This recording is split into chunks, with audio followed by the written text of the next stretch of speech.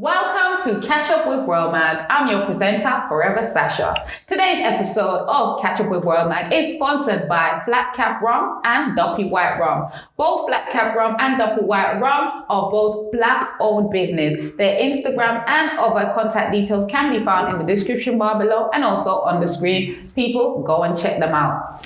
Okay, so back to the business that we're actually here to attend to. Ladies and gentlemen, I want to introduce my guest on today's Catch Up with WORLMAG. I'm telling you, he's a young man that's been making a scene, a good one at that, putting the work for the UK scene currently musically. He goes by the name of DJ Vibes, and with the release of many of his Riddim and the work that he's done, we're about to find out exactly why he's called DJ Vibes.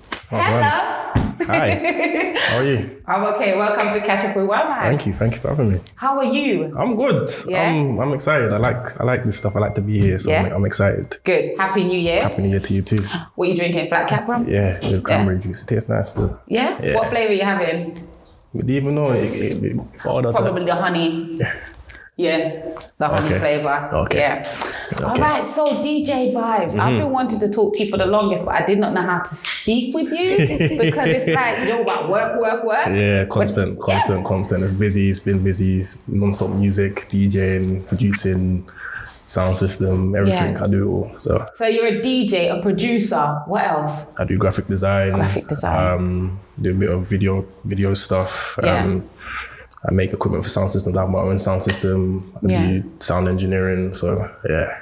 So he's a man of sound. Yeah? All right. Yeah. I'm going to start by talking about the first thing. I think you know what I'm going to talk about. Like, it's got to be this. What am I going to talk about?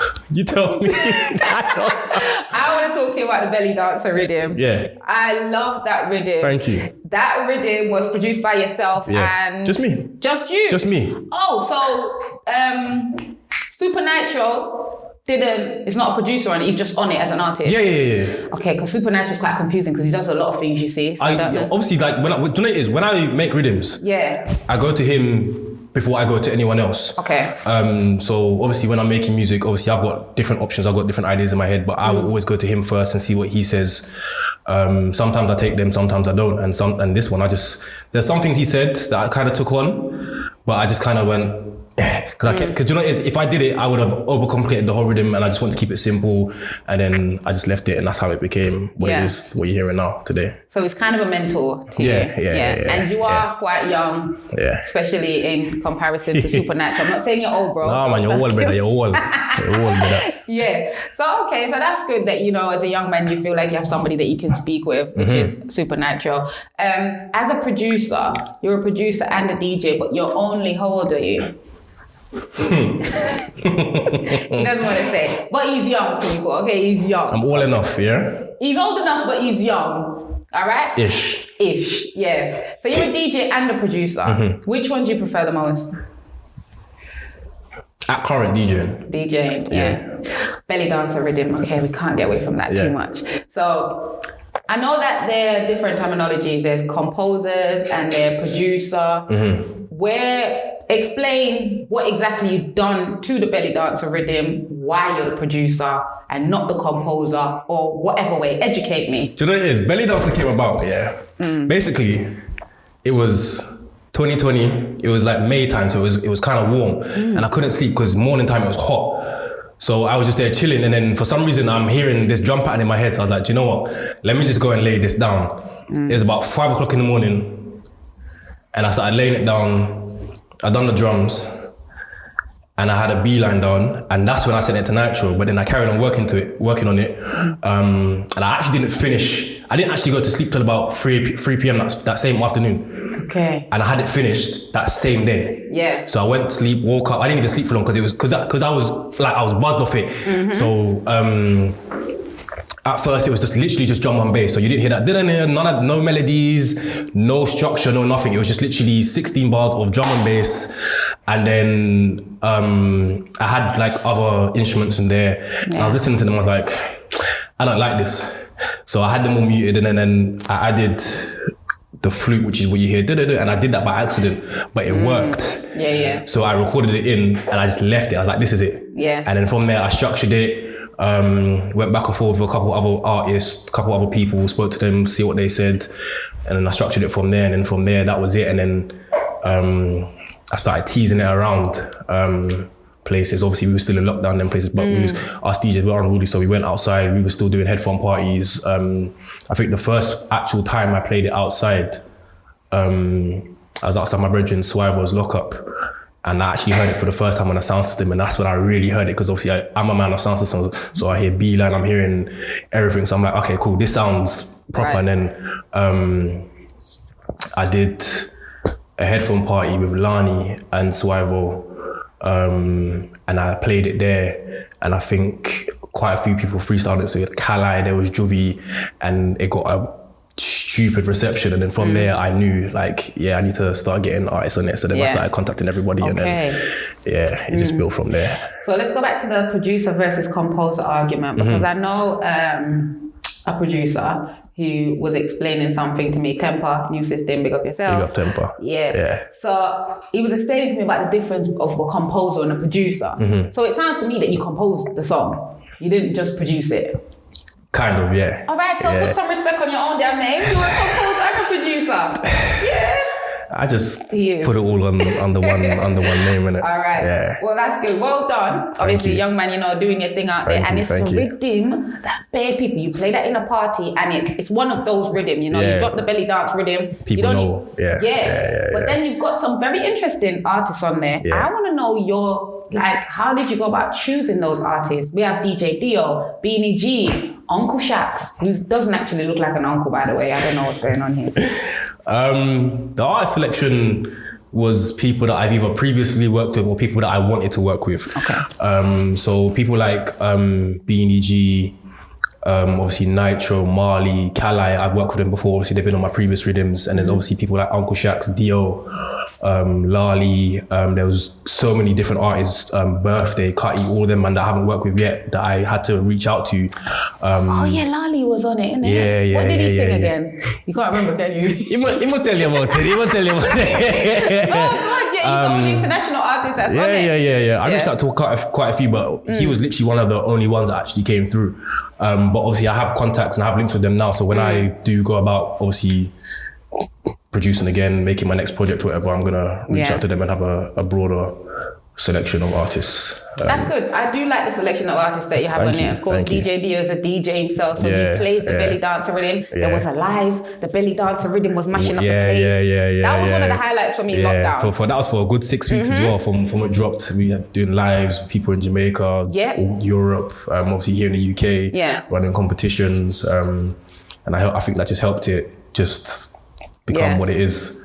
So it's one of those rhythms that's going to be like timeless. Yeah, hopefully. Mad. No, definitely. Big up yourself on that one. Thank you. I want to ask you again, still about the belly dancer rhythm, because I do have lots of questions. I've been having questions. Go ahead. Like, thank you, WORLMAG, for this moment, because I've been having questions. So, Spooky Brain here is on the rhythm. And this is a man that says that you have to pay him like 30 G's for like a feature or something like that, right? You know, Spookies and whatnot. How did Spooky end up on the belly dance rhythm? That's weird to me. Nitro dragged him to the studio. Oh, okay, Nitro. Yeah, so we have to because we were speaking about the different artists that we could potentially put on there, and obviously there's a whole heap of artists in the UK that obviously are there at arm's reach. They're easily contactable, and he came up as one of them, and we had to kind of pressure him a little bit. And then eventually, Nitro took him to the studio. Got him his vocals laid down, and then up finishing up mixing and mastering and all that kind of stuff, and then it's weird how the belly dancer rhythm developed. And when I reviewed it, because like I said, UK Dancer Review, basically that's the first song we reviewed, and then we're like, we're gonna do this forever, you know. So thank you so much. It was actually getting the artists was actually such a long process. I think from when I made it in April, May 2020, I think I started getting recorded around then. I think like Nitro and Cutty's 2 songs were the first 2, as well as Kalai. And I think the last one I got down was around October, November times. I think it was either Beanie G or Uncle Shax that I actually finished around them times. And then obviously by December, the whole rhythm was finished, and I started sending it out to DJs, getting it played on radio, all that kind of stuff, just to get it obviously out there. And then obviously January 2021 is when it dropped. So it's just over a year old. I like Spooky's song on the Riddim, but it doesn't get played. I know. Yeah. I know. And you know one of the reasons why I like it is because it's different to what he usually does. I hear fun side. That rhythm is a lesson because for me, although the songs are different, they're all kind of under the same topic. Okay. So I feel like the next rhythm I do, I'm gonna kind of be like, okay, see if you guys can speak about this or have this kind of, because obviously a lot of them are like gal tunes essentially. Most of them are gal tunes. So I want to have a bit of differential songs, topics within the rhythm. Just to make it a bit more different, because obviously it's a big rhythm and obviously like most of them are under the one topic. So yeah, next rhythm that I do will be a bit different, a bit more versatile. Is there something you're working on? Is there? Do you know what it is? After Belly Dancer Rhythm, I kind of stopped. I wasn't put off because the project wasn't fully finished. Oh, okay. Yeah, it wasn't fully finished, and there's certain things that I wanted to do to kind of show the UK, all right, cool, this is the level now, but I didn't reach that level, and I was kind of put off by that. Right. But I feel like the next one that I do, I've got things put down. I just haven't got around to finishing them. Well, I look forward to hear what the next rhythm is that will be coming from your DJ band. How many artists officially were featured on the Belly Dancer Rhythm? Oh, wow, I think it's like 16 or 17. There's quite, the rhythm's quite big. I think it's about in between 15 and 17. However, you know what I'm going to say? What's my favorite? No, I'm not going to say that, but I will say that's actually a good question. Right. There are no females on there. I know. How come? At the time when I was reaching out to female artists, none of them got back to me. Oh, okay. It's only when I released it is when they then after was like, okay, and then at that time I was like, do you know what, this is too much work. Yeah. Some of them did record, but it was just a whole process of doing up like a part 2 and re-releasing. It's just it's headache. So I just thought, do you know what? Let me know. Fair enough. Ladies, get on the job, okay? Get with it quick, fast. Who's your favorite? Dun, dun, dun. I don't have one. Production, we need a drum roll because I'm going to ask that question again and then he's going to give me an answer. So, who's your favorite? Dun, dun, dun. There's not a favorite. I think there's multiple ones that I like. Okay. So Nitro's one I like. Uncle Shaq's one I like. Cutty's one I like. Dio's one I like. All right, stop it. Exactly. See what I mean? That's what look out. If you had to choose one, if I had to choose one, because I like a lot of them, but I can still choose one. You know, just for you can still choose one. If you had to just listen to one, boom. Like you have 3 minutes and you have to listen to one song on the Belly Dancer Rhythm. Who would it be? Uncle Shaq's. Uncle Shaq. Yeah. That's the first time I heard of Uncle Shaq. Yeah, mad. Yeah. Okay, cool. So that's your life as a producer, and you've got some more projects that you're going to be releasing, and you've learned from the Belly Dancer Rhythm. That's your first rhythm officially? No? What's your first one? The first rhythm that I did was Baka's. That's what me and Nitro did in 2018. Okay. Yeah, 2018. Was it 2018 or 20? One of the two. Did that. There was quite a few on there, and then I did the Coconut Rhythm. Okay. Yeah, so that had like IQ. I think that's the most well-known song on there. His Vibrate song on there. Yeah, and I've just helped with other projects. So I've helped like mix like Nitro's Tick Punk, other various projects that Uncle Shaq's done. I've helped mixed as well. So I have a little bits and bobs I'm involved in. Mad. Yeah.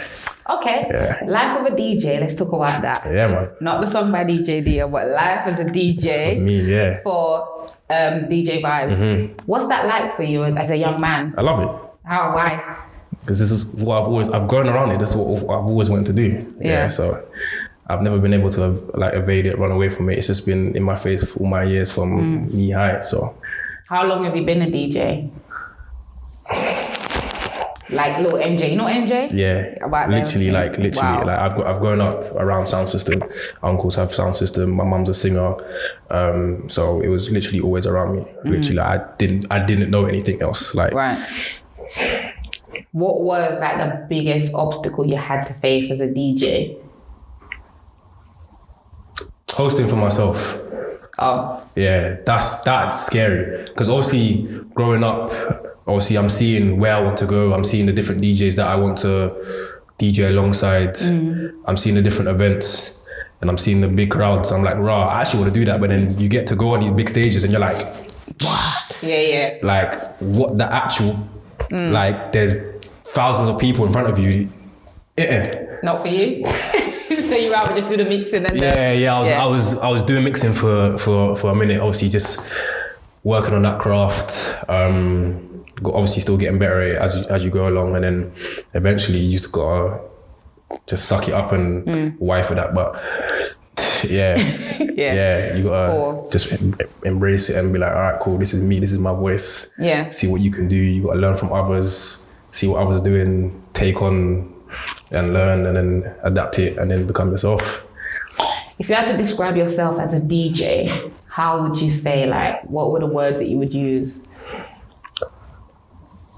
Because you're not really heavy in the dancehall scene, are you? Yeah. I don't know. That's a very tricky question. Never thought about that. Nah. But what's your crowd like?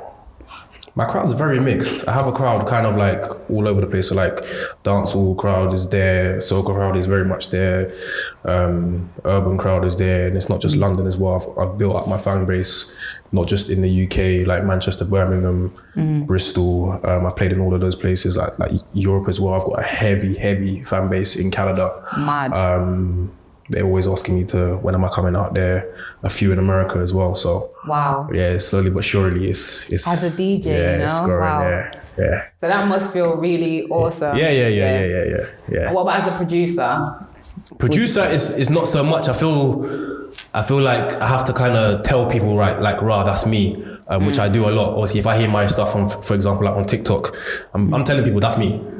Like I produce that. Like they're like, oh, do they rah. believe you? Sometimes they don't, do they? Do you know what it is? I have to. Sometimes they don't, and I have to like either open my laptop and be like, rah, see the file in there, see like the actual project there, or like listen carefully. You'll actually hear my name like in the productions, because obviously I have my tag in literally all my productions. So they have to listen good, and then be like, oh, rah, it's actually you. I'm like, yeah, it's me. Like, why would I lie? Yeah. Like, I have nothing to hide. It's me.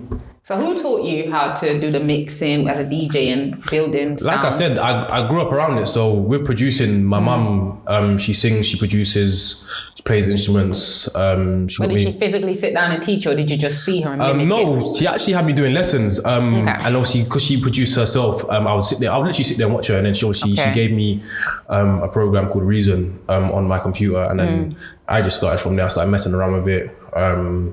Obviously, as the years go, you start playing with different instruments, different things, start teaching yourself different techniques.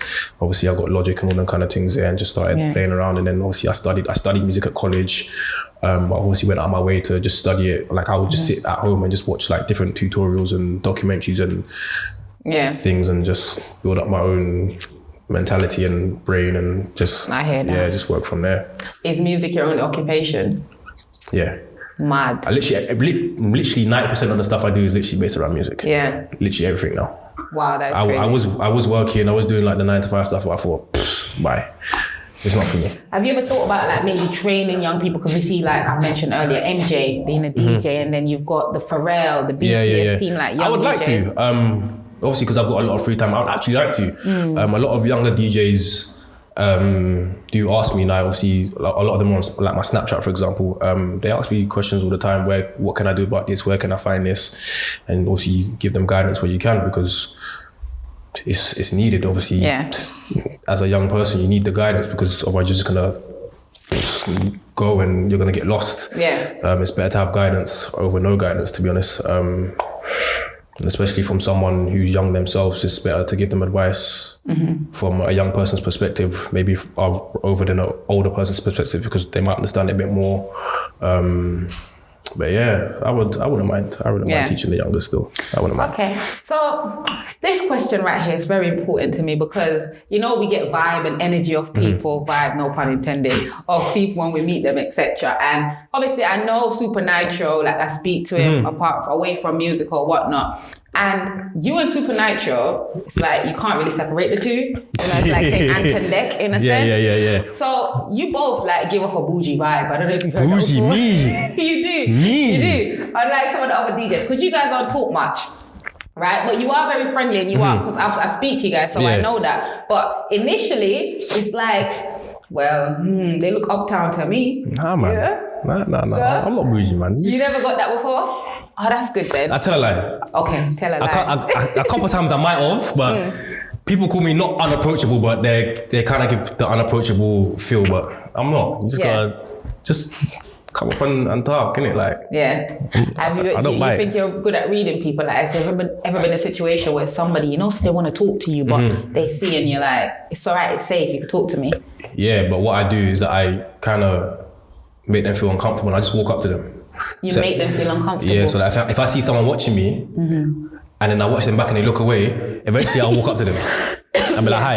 And then they start, hi, and I'm like, why are you afraid? Is that with girls though? No, in general. Oh, really? Yeah. So I told you, bougie. It is mainly girls though, but yeah. Told you, bougie. I'm not bougie. I'm very much approachable. No, you're not bougie, but it's a bougie vibe. I'm very much approachable, man. I'm very much approachable. Yeah. Okay, well, people, you hear that? DJ Vibe is very much approachable. Yeah. So if artists or maybe other producers want to work with you on a project, how do they get in touch with you? Is that... My socials are very much accessible. Everything's open. Snapchat's open. Instagram DMs are there. Emails there. So, yeah. I might take a while to reply to it, depending on where you contact me, but I'll see it eventually. What's your goal and aim as a producer and an art and a DJ? I think about this so many times. Yeah. As a DJ, I don't want to become just a DJ. I feel like I want to build a brand out of it. Okay. And have something that's recognizable across multiple platforms. I don't want to just like DJ. I actually want to take my name and, I don't know, have like a YouTube series or do something with it that's just bigger than being a DJ. I've had different ideas. Hopefully this year something will come to light, but yeah, it's just more than just being a DJ and going out and just playing music. Yeah. It's definitely more than that. Mad, okay. Yeah. So as a DJ and a producer, but more to the producer side, here in the UK, we have lots of producers that's internationally known and get lots of respect and, you know, like, yo, I want to beat from this person, that person. Do you feel like you get the credit that you worked hard for, or you feel like people haven't grasped that as yet? I feel like they haven't grasped it as of yet, but I feel like that's partially down to me as well. Okay. I don't feel like I'm getting myself out there like I should be as a producer. I do need to, I keep telling myself I do need to promote myself a lot more so that my name spreads. And like I said, I want to build myself a brand. So I do need to push and find different avenues of getting my name out there a lot more.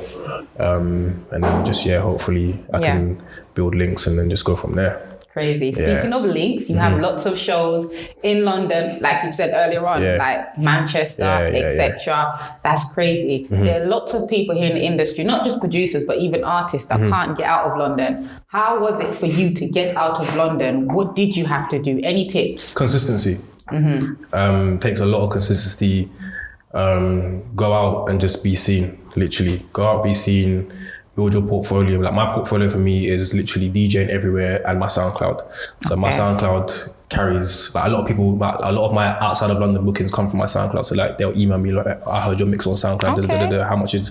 So and my SoundCloud my mixes get quite a lot of plays. Wow. So I'm nearly on like 2 million streams, for example, on my SoundCloud. But it's consistency. It's just being out there, consistently being out there, being seen, being known.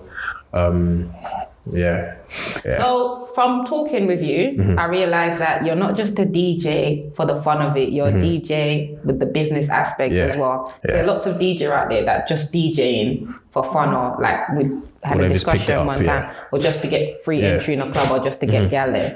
Did you decide at some point when you were being a DJ, like, yo, you know, so I can get big girl from this? It was at first, yes. Yeah. But now it's just like, you know what? I can't be bothered with all that. Yeah. Because it's too much headache. Yeah. It's actually headache. It's a been there, done that thing now. Like, it's too much. Yeah. I'm too focused on the actual business side of it for me to be messing with all that. Yeah. Like. Yeah, I hear that. Yeah. You know what? Even in a different conversation, I'd love to talk to you like even about the business side of the whole DJ and production thing. Caribbean Party UK, explain what that's about, because I know the dancers. So you're Caribbean, not a dancer, so no, that's not for me. Caribbean Party UK is a big collective. So there's dancers, there's DJs, we do events, and we just bring it all together. I want to bring the proper Caribbean culture here. So not just dance or soul part, Yeah, so everything. everything. So yeah, our events have a lot of obviously dancers. We do a lot of interactive stuff, bringing the dancers in, bringing down different DJs, having different sets, just something a bit different from what people probably usually go to in and around London. So it's just a case of literally building that up, and obviously just being recognised for that, to be honest. Yeah.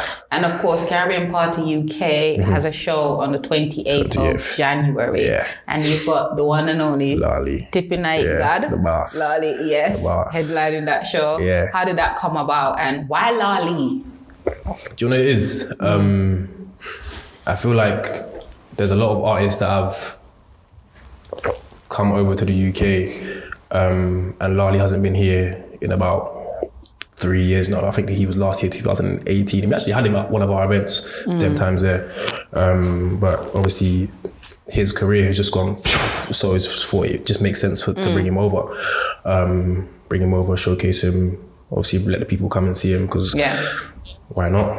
And he's got the Caribbean Party UK energy, because the dancers are not like... Yeah. He's full of energy. He's full of energy. Yeah. They're going to love him. So, yeah. Okay. Yeah. So, is there any other things that you're involved in that the people should know about? I do other events with other people. So, I've got like people like Lani and Swiver. We done headphone parties, like obviously when we were during lockdown. So like, I don't know if anyone's heard like Brath and the Silence. We done 2 big headphone parties that had like 1,200 people at them each. We done Big Brath. We done a Freedom Party 2021 when obviously the day of freedom. We had a party that day. We had about 500-600 people on a Monday. Mainly like uni people though, isn't it? That's kind of your crowd, isn't it? No. Nah. What would you say? What crowd you get most of your support from? It's more of a dancehall crowd. Yeah, okay. It's actually, what age are we saying? Demographic, what are we saying?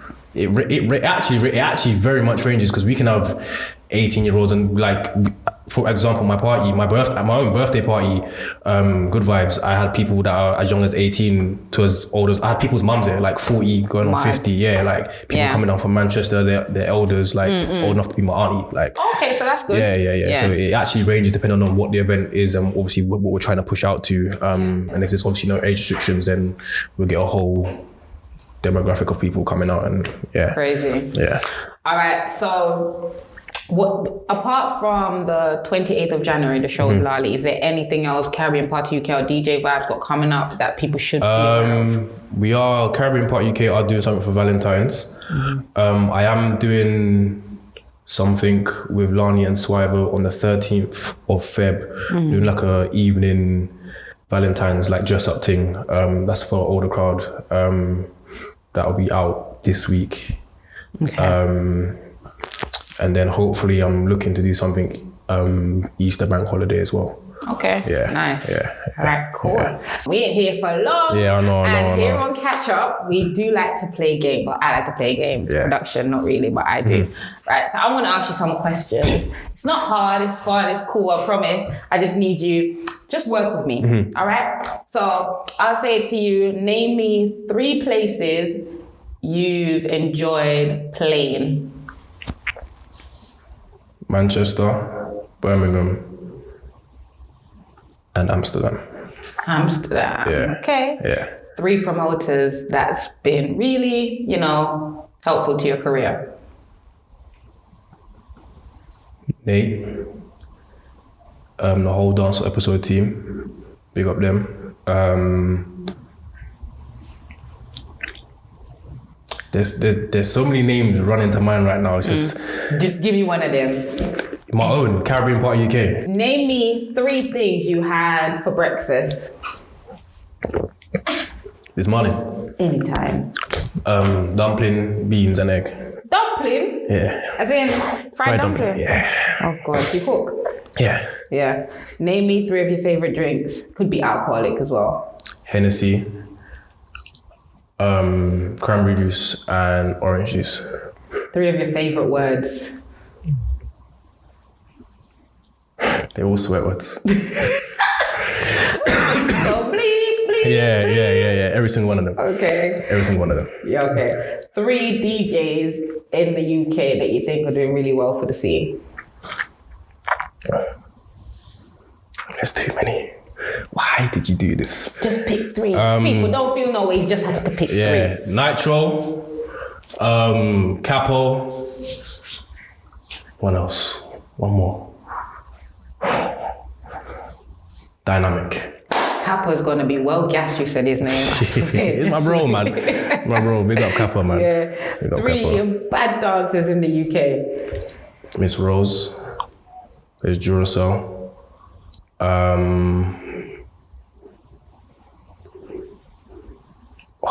My brain is rattled right now. Naomi. Yeah. Okay. Well, thank you so much, DJ Vibes, for playing that game with me. And thank you so much for joining us here on Catchup. No worries, man. People, please remember you can catch DJ Vibes on Instagram, Snapchat. All the information is going to be on the screen or in the description bar below. Don't forget to subscribe, like, share, comment, and turn your notifications on for more Catchup like these. DJ Vibes, thank you so much again for joining me here. Thank you. Anything you want to say to the people and before we go?